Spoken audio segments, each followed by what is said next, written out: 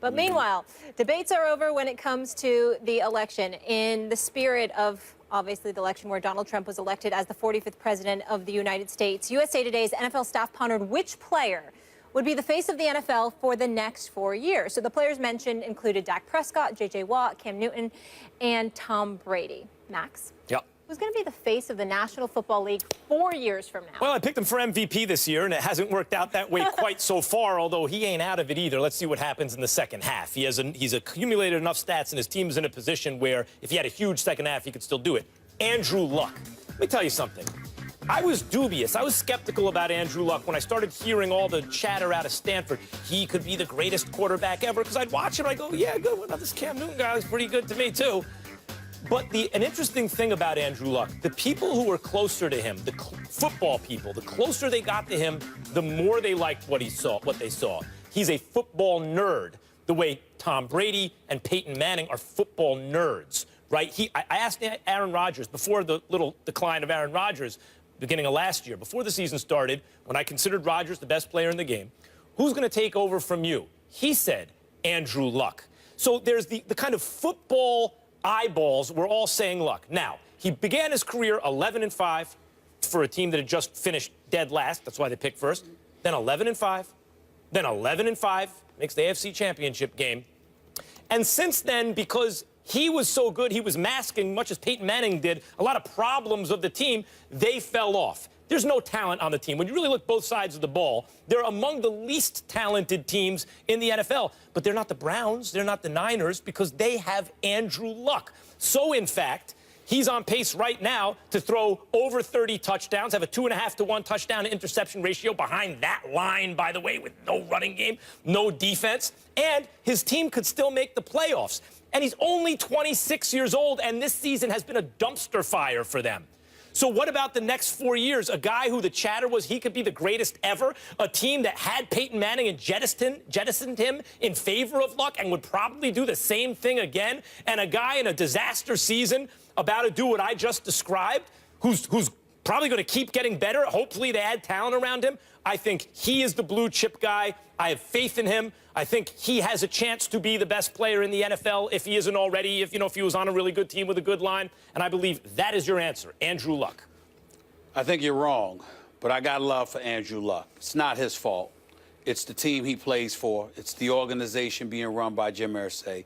It's Grigson and the Pagano combination that clearly hasn't worked because they have not spared Andrew Luck nearly as much as they should. They haven't protected him as well as they should. And more importantly, they put too much onus and responsibility on his shoulders without much of a supporting cast, even though I wouldn't sell Frank Gore short the way that you seemingly did by saying no running game. I think Frank Gore still has a little bit left in him. Yeah, he does. He's solid. What I will say to you is this. I'm rolling with Derek Carr for now. And Derek Carr is a year younger than Andrew Luck. He's 25 years of age. He's got 17 touchdowns, 3 interceptions on the year. What is the QBR here? I think the QBR is around 62.8. He's already thrown for over 2,500 yards. He's completed 66% of his passes.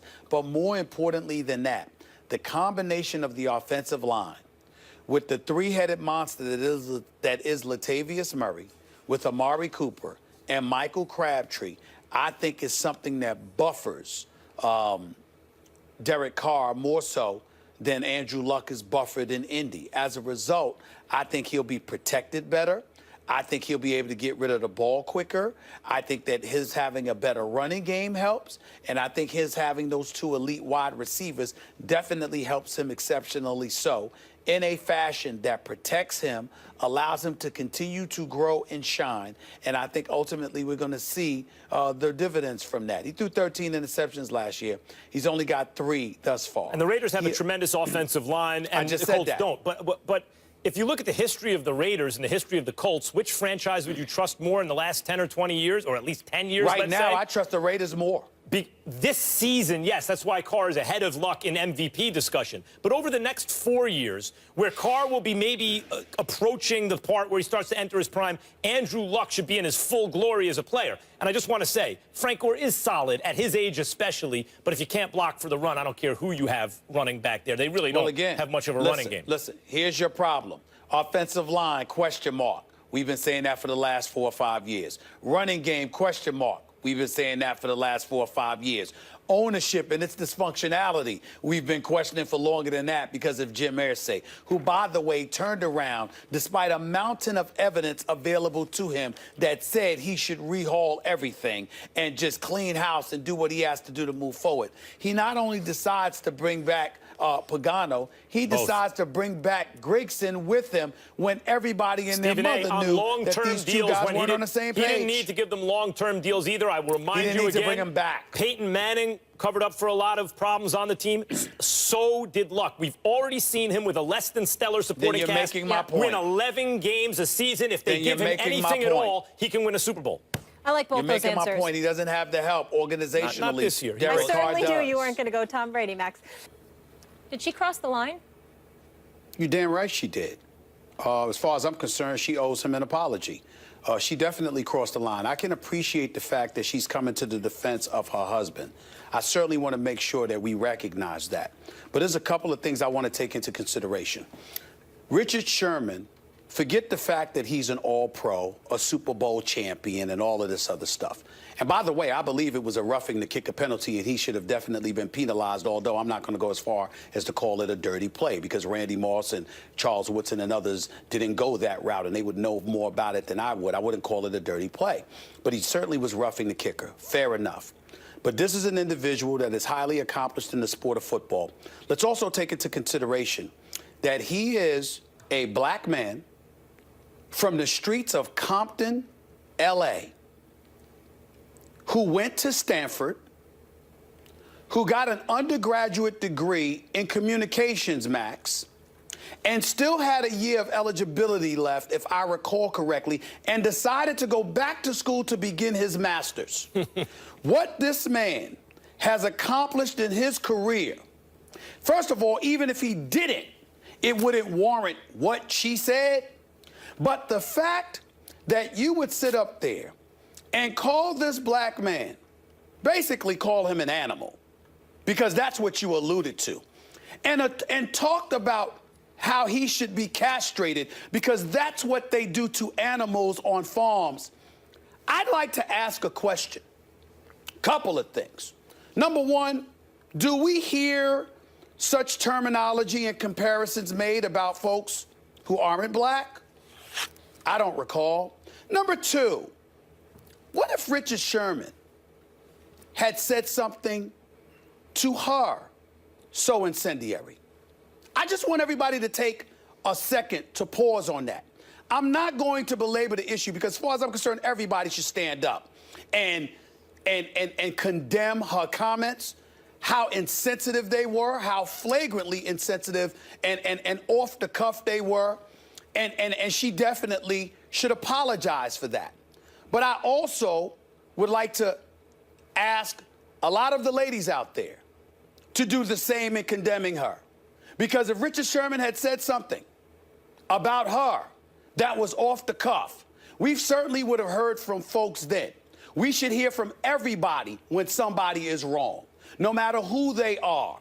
Everybody should stand up in lockstep and speak adamantly about such things and speak adamantly against such rhetoric.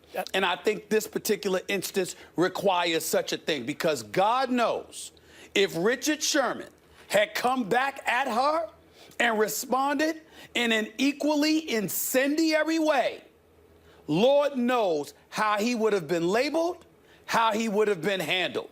And I think it's important that that needs to be said. It was flagrantly obvious. It was bad. She compared an accomplished professional and an educated black man who pulled himself up from the hard streets of Compton, L.A. to an animal. And I'd like to hear, I really would like to hear what other folks have to say about that. We could start with you, Max, but I really would like to hear what other people have to say about that. You could start with me, absolutely. She absolutely crossed the line. And what you bring up about Richard Sherman, he's an amazing guy. From the streets of Compton, you said, to Stanford. I don't care how well you play football. Stanford's hard to get into. And it's even harder to finish your degree with still 1 year of eligibility remaining. And then how many people then use that year to go back and start working on their master's degree while, by the way, they're in the midst of a Super Bowl championship career, establishing themselves as one of the best players in the game? who is not afraid to speak their mind and then has to deal with all the media pressure, commercials with Stephen A. Smith. I mean, the guy is a major star. And mine and many people's among my favorite players for all those reasons and because he can ball. And you can't ignore, you bring up the gender and racial component of this. You can't ignore the history of this country when it comes to race, of course, and gender, and sometimes how those two things interact, where they intersect. There's been a history in this country of white women objectifying and dehumanizing black men. That's part of our history. And so I understand what you mean, Stephen A., when it's not just that it's over the line for anyone to say this at all. And I don't think, I hope that, and I assume that she wasn't thinking about the history of this country when she made those comments. I think it's okay to assume that, and I hope that that's the case. And nevertheless, it's especially insensitive and incendiary because of what I just mentioned, even though I understand if she thinks it was a dirty play, and I think it was a dirty play. I could be wrong. From the picture Richard Sherman tweeted, maybe he really wasn't. Maybe he really was going for the ball. I thought the trajectory indicated maybe he was going for the leg, and given that's how the kicker makes a living, I can understand where his wife would be like, hey, you are messing with the food on my family's table when you do that, and go nuclear. I get that. But still, no matter how angry you are, those kind of comments cross the line. And it's not about being, as you mentioned, just ladies condemning it or men condemning it. Conscientious people should condemn that kind of language and encourage civil discourse, or at least, if you're really, really angry, some kind of restraint so that these kind of things aren't said, particularly, as you pointed out, given the racial and gender component that goes into this. I'd like to do things. I'd like to say one more thing, and then I want to hear what Molly has to say, to be quite honest with you. My biggest thing is this. I don't care that she may not have been thinking about that. I'm not accusing her of thinking about it and saying it anyway. She may not have thought about the component of it all at all. When has that been an excuse in the modern day era? People make mistakes all the time based out of ignorance, based out of being oblivious to something or whatever. Since when is that a license? When is that an excuse to make the kind of mistake that she made? I understand her defending her husband, but at the same time, listen, I think she crossed the line. There's no excuse for that. There's no excuse for it. And Richard Sherman, you know, there are people that have tried to say things about him along the line. This brother is one of the most intelligent and one of the most accomplished individuals we have seen in all of the NFL. He doesn't deserve such a thing. Molly, I'd like to hear what you have to say. An apology would be nice. I think the visual is inappropriate. And obviously, I understand the fact how highly educated and what a talented athlete Richard Sherman is. Regardless of that, if he wasn't educated, if he wasn't a professional athlete, it is never okay to compare another human being, regardless of their gender, race, color, to an animal, and to put up that kind of visual and say they deserve a treatment of an animal. So it was completely inappropriate, and I'd like to know how she would handle if her husband played a real position. Oh. By the way, I that. said it would be nice if to have an apology. I want to amend that. I think she owes him an apology. The decent thing to do, the right thing to do, the somewhat redeeming thing to do would be to apologize. If that was my husband, I would demand an apology. I'll leave it at that.